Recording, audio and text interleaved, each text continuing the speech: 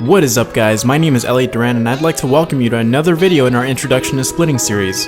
This is part 1 of a lesson on 16th note based double splits, which are also known as 2's. Without further ado, let's get right into it.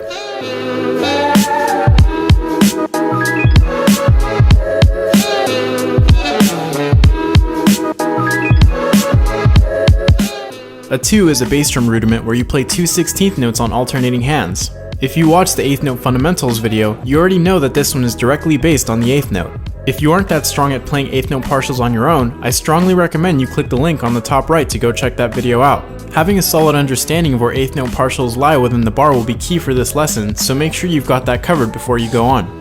With that out of the way, let's get into the fundamentals you'll need to play quality 2. Part 1 of this lesson will focus on rehearsal techniques to work on while you're practicing alone. Stay tuned for part 2 where I'll give you some ways to work on 2's with another person.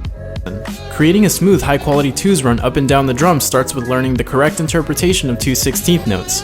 This may seem quite simple, but making sure that the interpretation of every player in a bass line is exactly correct can be a little difficult. You might have heard one of the following in a bass line you've listened to or even been in. Each player might play their 2 16th notes too close together, resulting in this sound.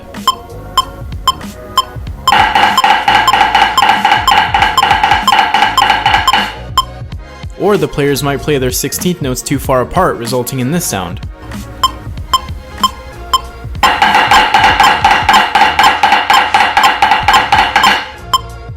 Alternatively, when everyone plays with the correct interpretation, we get this sound.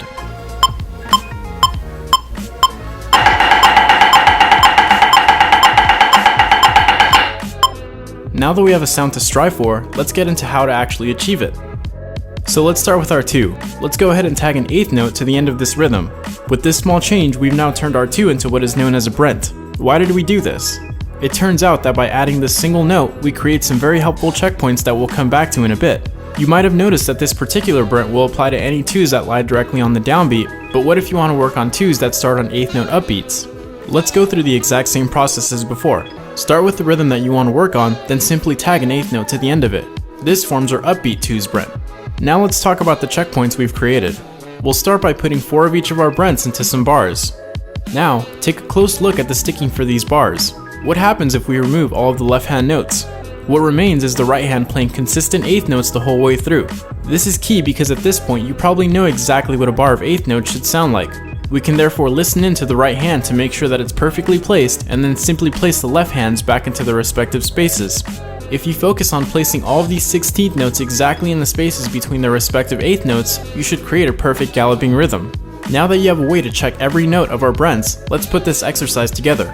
I'll only play a couple of reps of it for you, but play it enough so that you are very comfortable with the way the 16th notes feel in your hands.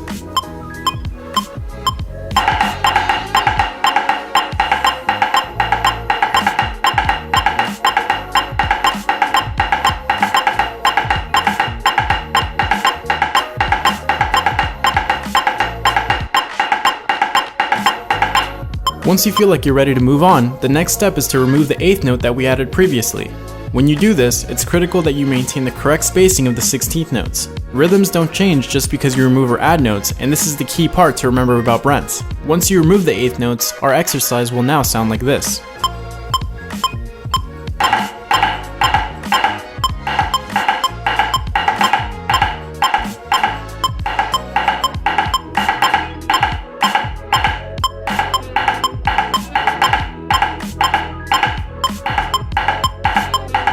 Here's a few small tidbits of information to help you as you rehearse your 2's. Remember that this is a primarily 8th note based rudiment. That means that 2's can only begin on a downbeat or an 8th note upbeat. See if you can recall how to anchor downbeats or upbeats to a metronome or to your feet.